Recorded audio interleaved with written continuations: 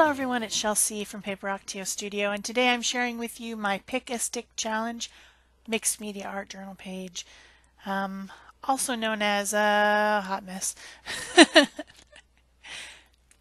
Each month in the Pick a Stick Challenge group, we draw randomly 10 art journaling prompts.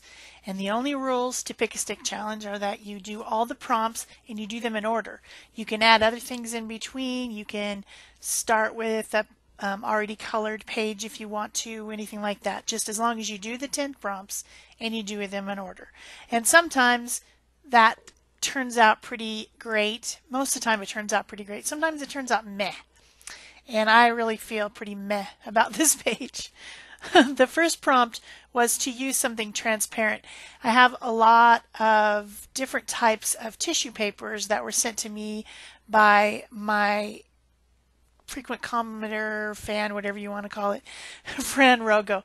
And I mean, there's a lot of them. And I was looking at the prompts and there was things about stars and birds and things like that. So I decided to pick a few of these papers and add them as a background to my page. And so I ended up picking 3 different ones. I had one that has the stars on it too, but I just decided not to use that one. And I've got birds and branches, I've got some polka dots, and I've got this adorable tissue paper with owls on it. So cute. Also, it happens to be step 2, which is to put a bird on it. So I thought that worked out perfectly, and I'm using a fluid matte medium to apply these. Generally when I do thin papers I use a liquid medium, and when I do heavier papers I use a gel medium, and that's kind of the reason you need 2 different ones. And I will be using the gel medium later on this page. So I just put all these little pieces of paper on there, and it's cute. It's very busy, very busy. But it already has covered 2 steps out of the 10. The third step was to add stars. Decided before I would do that, I would just put a little bit of gesso on there with my 2-inch soft rubber brayer, just to calm things down. Calm it down a little bit, because it was just, it was overpoweringly busy. So I feel that that helps a lot when you do that. And I don't paint, I don't take a brush and paint gesso over the whole thing. I still want it to look organic and interesting. I just want it to be slightly calmer. So I like to use the brayer for that. The next step was to add stars, and I decided to use a stamp set and some archival ink. This is Garden Patina color, which is a turquoise, and there is turquoise in the page already. So I picked out a stamp set and that has a big star and some smaller stars, and just put stars all over the page, which then of course, what did it do? It made it busy. It's busy. And then step 4, use a roller stamp. Hey, let's make it even more busy than it was before. So I got out one of my wheel stamps which has leaves on it, because we got this whole trees, birds, leaves things going on here with stars apparently. And I used, I believe that's olive vine, I think that's the color, archival ink, rather than using a cartridge, because I knew I was going to probably collage more stuff on the top, so I wanted to use an ink that was permanent. I will of course put links to all the products I use in the description box below the video so that you can find them.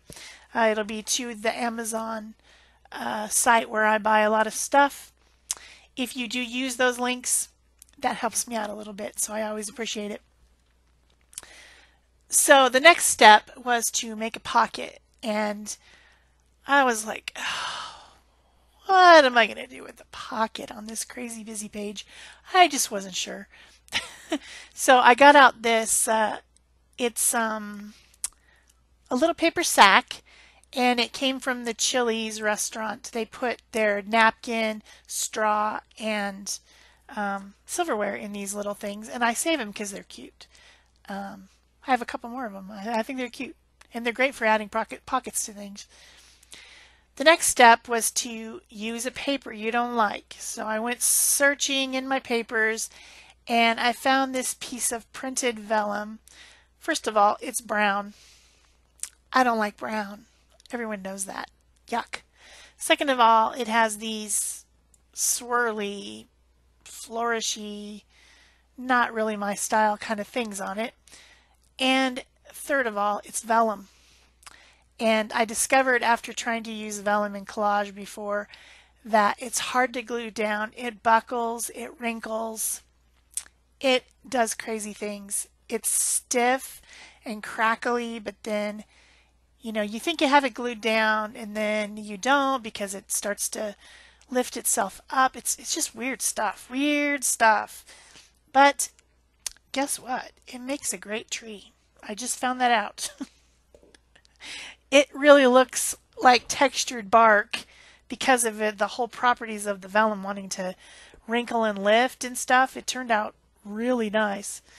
And of course, you've seen me make trees before. I love trees. They're my favorite. They're like something that I like to go visit. It's a sanctuary for me.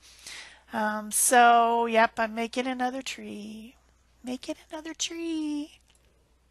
But this vellum paper, which I do not like, worked out great for this. I also am doing it right over my pocket. So it ends up being a pocket in the tree, which is really kind of cool. It was not intentional at first. I just didn't know what I was going to do with the pocket. What am I going to do with it? So I ended up collaging over the top of it, and I made sure that the opening in the pocket is still open. I am using the Liquitex matte gel medium for this. You need a heavy glue to glue down the vellum. Something that's not super wet. The wetter the glue is, the more the silly vellum will wrinkle and try to pull up and act crazy. I'm just glad I used this paper because in what was I ever going to use it? At one point I thought that I was going to, back when I was trying to do scrapbooking, which I really kind of failed at that. Just really wasn't that into it. I thought I was going to make a vintage album with pictures from my grandparents and stuff that they're like, I have this box of pictures.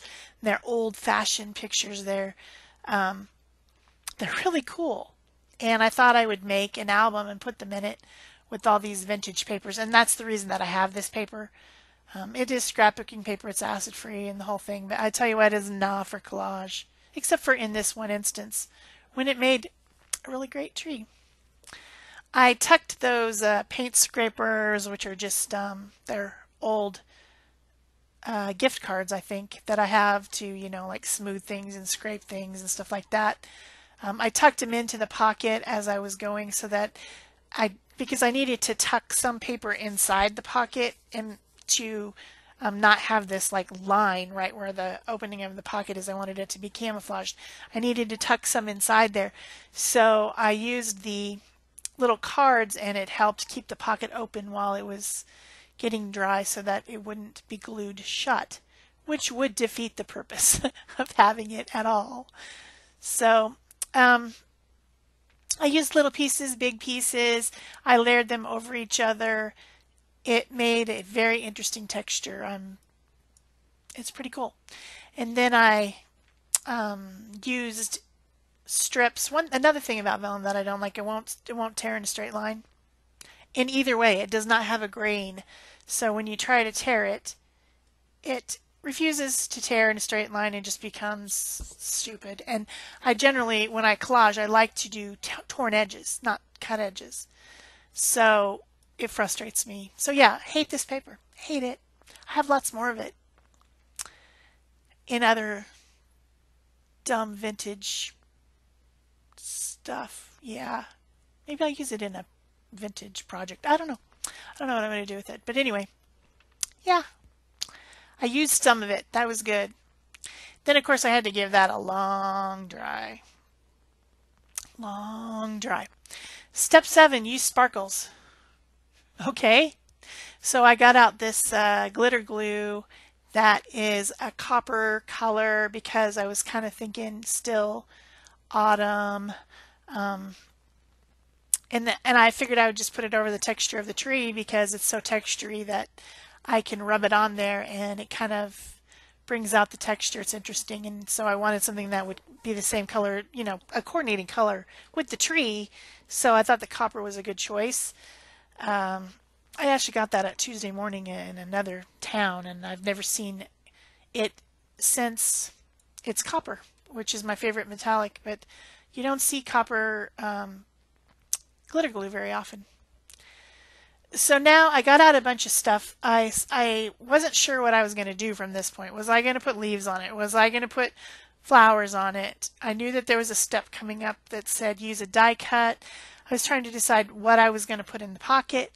So I have this box of things that people have sent me, and I picked out a bunch of stuff out of there and I was auditioning it. And I ended up deciding to use these die cut flowers in the end, which I will. The next step was to outline with the pencil and smudge.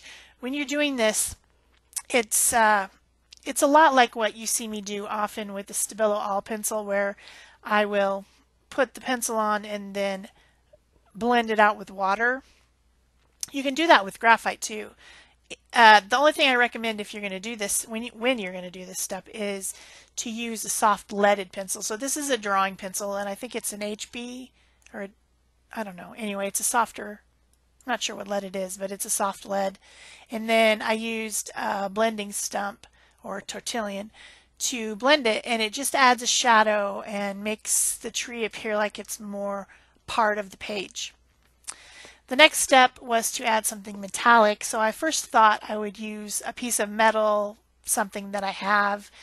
I got those out. Meh, those didn't appeal to me. Then I thought, oh, I will emboss in a metallic embossing powder, and that would be metallic. So I got out a leaf stamp set, and the leaves were too big. So I'm like, I'm not going to do that. Then I remembered I had this punch, which I'm not sure I've ever used. I won it a long time ago at a Creative Memories party that someone had. And I never did Creative Memories, but I do have this one punch of theirs. And it has an oak leaf and a maple leaf. So I got this metallic copper paper and punched out some of the little oak leaves and attached those to the page, which then drew my mind into the idea that it's an oak tree, which I hadn't thought of before. And then that continued on to really become the theme and the idea behind the page. It took this long to step 9 to figure out what I was doing on this page. Sometimes that's how it goes. That's how it goes. So I just decided to glue.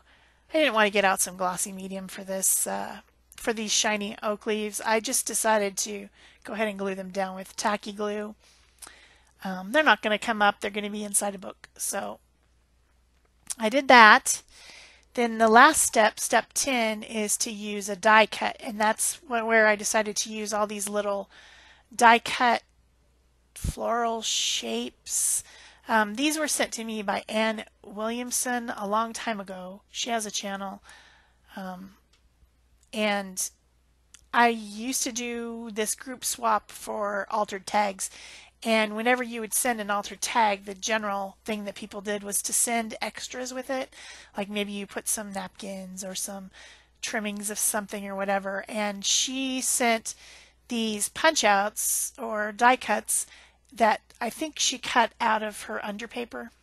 Once the paper would get really painty and cool with lots of different layers and colors, she would die cut that paper, and then she just had tons of those, and whenever she would send out a tag for the swap, she would send them. So that's how come I have them.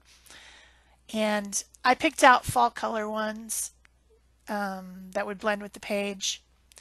And then this is where I started, well, when I was putting the oak leaves is when I started thinking about that song, that really old song that my mom used to sing. It goes, tie a yellow ribbon round the old oak tree if you still want me. Something like that about this oak tree being in the center of communication for some lovers and is just so romantic and cute. And so I tied a yellow ribbon around my old oak tree, and then in the pocket I put a couple love letters, and suddenly the page had focus and cohesion and started to make sense right at the end, just at the end. So these little pieces are just cut cardstock, and I can of course set up some sort of writing on the back. You know, I can put back love letter writing on the back, but for now I'm just trying to make them look like letters and tuck them in the little pocket in the tree, as if, you know, you've tied the ribbon and you've left a little note for this person that you're longing for and hoping that they still love you and that they're going to come back and all that. So yeah, cute, isn't it? Cute and romantic. I'm glad it came together. Then I just finished up the page by putting the verse on there with just my own handwriting, my own hideous handwriting. I hope you've enjoyed this. If you haven't joined the Pick a Stick Challenge and you'd love to do art journaling, come on over and ask to join. The link will be in the description box below. Also, there's links to other people's videos where they've made pages using this prompts this month. So take a look at those. And of course, give me a thumbs up. Leave me a comment so I know you were here. Subscribe if you haven't already. And of course, share if you want to. That's it for me. Thanks. Bye-bye.